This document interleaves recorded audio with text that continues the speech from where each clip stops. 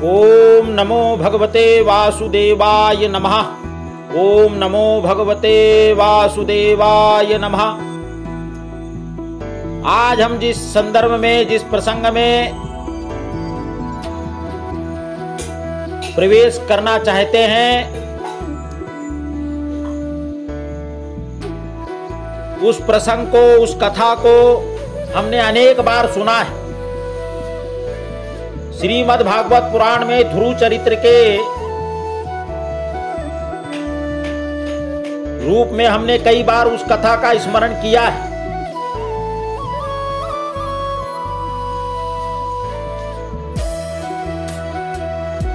उत्तानपाद राजा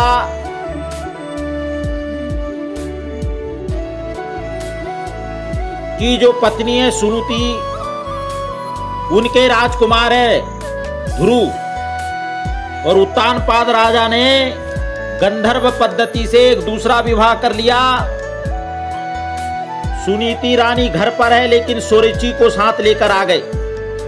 और जब सुरुचि आई तो सुरुचि में ज्यादा प्रेम होने के कारण सुरुचि के कहने से सुनीति को घर के बाहर निकाला है, एक पर्णकुटी बना करके। माता सुनीति उस समय गर्भवती थी, ध्रुव उनके गर्भ में था। और जब ध्रुव का जन्म हुआ तो माता सुनीति ने ऐसी सुंदर शिक्षा सुनीति के द्वारा ध्रुव को दी गई कि भगवान का साक्षात्कार बालक ने किया। जिसकी मां के प्रति आस्था होती है, उसकी आस्था गुरु के प्रति होती है, और जिसकी गुरु के प्रति आस्था होती है वो भगवान को प्राप्त कर सकता है। अब गुरु के प्रति कैसे आस्था होगी जिसकी मां के प्रति ही आस्था नहीं है। और गुरु भी आज संसार में हम देखते हैं, साल भर में 3 फोटो लोग बदल लेते हैं, 3 गुरु बदल लेते हैं, 4 गुरु बदल लेते हैं। ऐसे आस्था और विश्वास रखने से क्या होगा? हमारी गुरु के प्रति निष्ठा कितनी है, समर्पण कितना है। तो एक दिन बालक खेलते खेलते जब उत्तानपाद राजा सिंहासन पर बैठे तो गोद में बैठने की लालसा से बालक ध्रुव पहुंचे तो सुरुचि ने धक्का दे दिया कि यदि तुम्हें इनकी गोद में बैठना है तो मेरे गर्भ में आना होगा और मेरे गर्भ से तुमको जन्म लेना होगा। अपने गर्भ को इतना सुरुचि ने श्रेष्ठ बताया। बालक रोते रोते माता सुनीति के पास जाता है, अपनी माता के लिए कुछ कठोर शब्द बोलता है।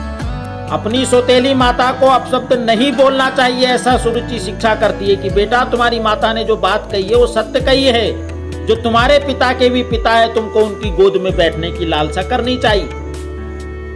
वो कहाँ मिलते हैं? वो भगवत कृपा से, भगवत स्मरण से, भगवत प्रेरणा से, गुरु की कृपा से मिलते हैं। और यदि गुरु जीवन में सदगुरु मिल गया तो आधा काम तुम्हारा बन गया। और नहीं तो कोई कामी, क्रोधी, लालची मिल गया तो जीवन का बंटाढार हो गया। इसलिए भगवान से प्रार्थना करो कि कोई सदगुरु की शरणागति मिल जाए, कोई सदगुरु हमको मिल जाए। पहले गुरु की मिलना जरूरी है। गुरु मिल गए तो सारा काम बन जाएगा। आधा काम तो बन गया। अब अपनी मां की प्रेरणा से और विश्वास के आधार पर अपनी मां का वचन मान करके जब ध्रुव भगवत प्राप्ति के लिए निकले तो रास्ते में उन्हें नारद जी मिल ही गए। क्योंकि जीवन में यदि मां का आशीर्वाद है, जिसने मां का आशीर्वाद प्राप्त कर लिया उसको भगवान भी मिल जाते हैं। ये ध्रुव की कथा से हमारे लिए ध्यान में आता है। और मिलेंगे ही, क्यों नहीं मिलना पड़ेगा? भगवान को आना पड़ेगा जिसके पास मां का आशीर्वाद है। और जब नारद जी मार्ग में मिले तो बोले, बालक तुम कहां जाते हो? बोले, मेरी मां कहती है कि जो सबके पिता है उनकी गोद में बैठने की लालसा करो, उनका साक्षात्कार करने की आकांक्षा करो। और उनका वचन मानकर मैं भगवान की प्राप्ति के लिए जाता हूं। नारद जी ने अपनी चोटी खोलकर जमीन पर फेंक दी। बोले, ये क्या है? बोले, इतनी लंबी चोटी। बोले, हाँ ये चोटी, इतने लंबे लंबे चोटी हो गई, इतनी बड़ी बड़ी जटाएं हो गई, बड़ी बड़ी दाढ़ी हो गई, तब भी भगवान की प्राप्ति नहीं हुई। और तुम छोटे से बालक 5 साल के अबोध, तुम कहते हो मैं भगवान को प्राप्त करने के लिए जाता हूँ। तो क्या तुमको भगवान प्राप्त हो जाएंगे? बोले मेरी माँ कहती है कि जो सद्गुरु यदि प्राप्त हो जाए तो निश्चित भगवान मिल जाते हैं, और आप कहते हैं आप नारद हैं तो आप सद्गुरु हैं, यदि आप माँ के आशीर्वाद से मिल गए तो भगवान भी मुझे मिल जाएगा। अब तो नारद जी के मन में भी उत्साह, उमंग और आनंद से हृदय भर गया, गदगद हो गया। बालक को हृदय से लगा लिया, क्योंकि बंधु कोई चाणक्य चाहता है कि उसको चंद्रगुप्त मिले, कोई समर्थ गुरु रामदास चाहता है कि मुझे शिवा मिले, कोई रामकृष्ण परमहंस चाहता है कि मुझे कोई विवेकानंद मिले।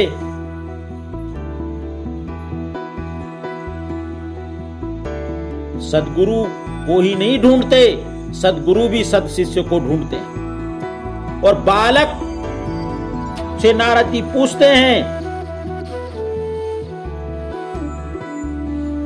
कि तुम मेरे 3 प्रश्नों का उत्तर दो, तब मैं तुम्हें गुरु दीक्षा दूंगा और निश्चित तुम भगवान की प्राप्ति कर पाओगे। यदि तुम्हारा माँ के आशीर्वाद पर इतना विश्वास है और माँ के वचन पर इतना विश्वास है और माता ने तुम्हें ऐसी शिक्षा दी है, तो निश्चित तुमको परमात्मा की प्राप्ति होगी। तो मेरा पहला प्रश्न यह है कि जब फूल डाली से टूटता है तो उसको कितने कष्ट सहन करने होते हैं? बोले फूल जब डाली से टूटता है और प्रभु चरणों में समर्पित होने के लिए जाता है, और प्रभु चरणों में समर्पित होने की आकांक्षा और इच्छा उसके हृदय में होती है, और परमात्मा के चरणों में जब वो फूल समर्पित होता है तो उसको सबसे पहला कष्ट तो ये होता है कि वो अपनी माता से विकल हो जाता है, माता से दूर हो जाता है। माता उसकी टहनी है, वो अपनी टहनी से दूर होने का कष्ट की अनुभूति करता है। यह कष्ट संसार का सबसे बड़ा कष्ट है। और जब वो टहनी से दूर हो जाता है तो उसमें रस आना बंद हो जाता है, उसको प्राण रस मिलना बंद हो जाते हैं, तो वो फूल कुम्हला जाता है। ये 2 कष्ट उसको सहन करने पड़ते हैं। नारद जी पूछते हैं फूल को जब माला में गुथाया जाता है तो उसको कितने कष्ट सहन करने पड़ते हैं? बोले भगवान गुरुवर 2 कष्ट तो वो पहले वाले कि वो अपनी टहनी से अपनी माता से अलग हुआ, उसको प्राण रस मिलना बंद हो गया, और तीसरा कष्ट ये कि उसमें एक लोहे की सलाख पिरोई जाती है, लोहे की सुई डाली जाती है। ये कष्ट उसको मिलता है, तब वो माला का फूल बन पाता है, तब माला बन पाती है। और इसलिए सज्जनों, भारतीय संस्कृति में मंगल सूत्र पुरुषों को पहनने का अधिकार नहीं दिया, क्योंकि ये माला बनाने का, सहन करने का, सहन शक्ति का, धैर्यता, करुणा, गंभीरता, ममता, संवेदनशीलता ये केवल माता के अंदर होती है। और इसलिए माता को मंगल सूत्र पहनाया गया। जिस परिवार में माता मंगल सूत्र धारण करके आती है और वो मंगल सूत्र की तरह पूरे परिवार को, पूरे कुटुंब को जब एक करके रखने की क्षमता रखती है अपनी ममता से, तो वह घर भी मंगलमय हो जाता है, मंगलमय हो जाता है। और ये फूल उस कष्ट को सहन करके भी एक माला के रूप में परिणित होता है। और मेरा तीसरा प्रश्न यह है कि जब उस फूल की इत्र बनाई जाती है, सुगंधित पदार्थ बनाया जाता है, तब उसको क्या कष्ट होता है? बोले गुरुवर पहले वो 3 कष्ट तो उसको सहन करने पड़ते हैं, लेकिन जब इत्र बनाई जाती है तो अपना सर्वस्व नष्ट कर देता है, सर्वस्व समर्पण कर देता है, अपने आप को विस्मृत कर देता है। बिना त्याग के, बिना समर्पण के नया कुछ सृजन नहीं हो सकता। जब हमको कुछ नया सृजन करना होता है तो पूरा जीवन लगता है, पूरा जीवन समर्पित कर देना होता है। क्योंकि इत्र की सीजी में लिखा होता है कि ये गुलाब का इत्र है, ये केवड़े का इत्र है, ये मोंगरे का इत्र है, लेकिन मोगरा कहीं दिखता नहीं, क्योंकि वह पूरी तरीके से समर्पित हो चुका होता है।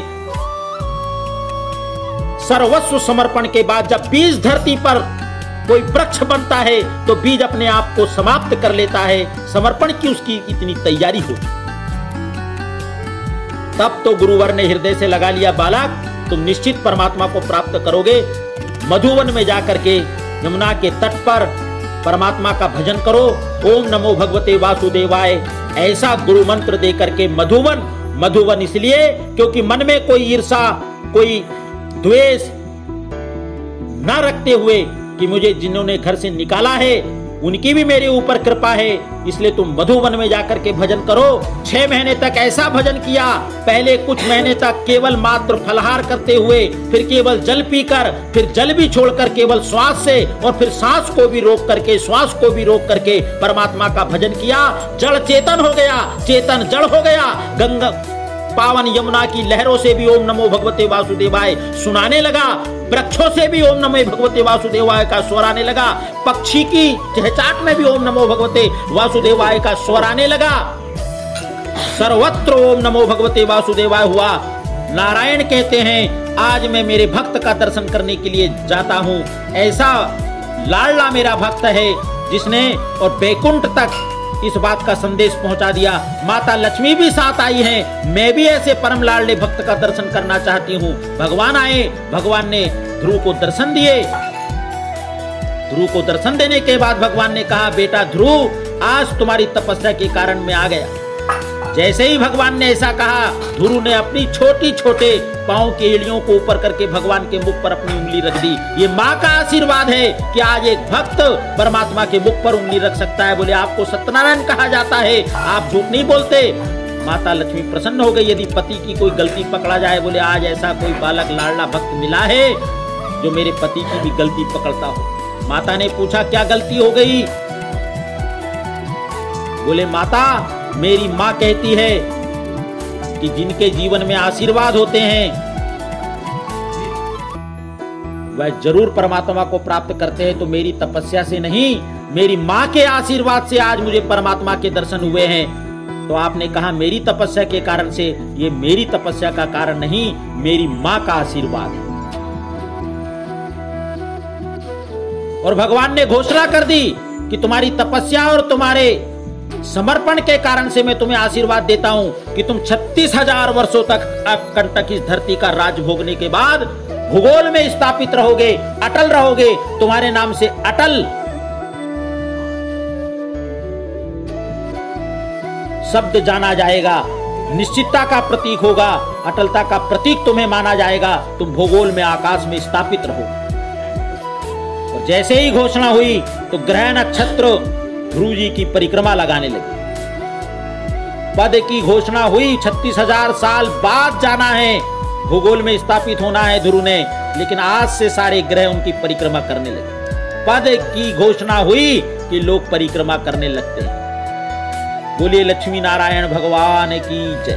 गुरु को साक्षात्कार हुआ, परमात्मा मिले, तो गुरु और माँ का आशीर्वाद जीवन में रहा तो निश्चित ही जीवन संवरता है, खुशहाल होता है। हम प्रयास करें कि हमारी माँ का आशीर्वाद हमारे जीवन में सदैव बना रहे और माँ की कृपा से हमको कोई सद्गुरु का सानिध्य मिल जाए, जिससे ये मनुष्य देह की सार्थकता को हम प्राप्त कर सकें। ओम नमो भगवते वासुदेवाय नमः। ओम नमो भगवते वासुदेवाय नमः।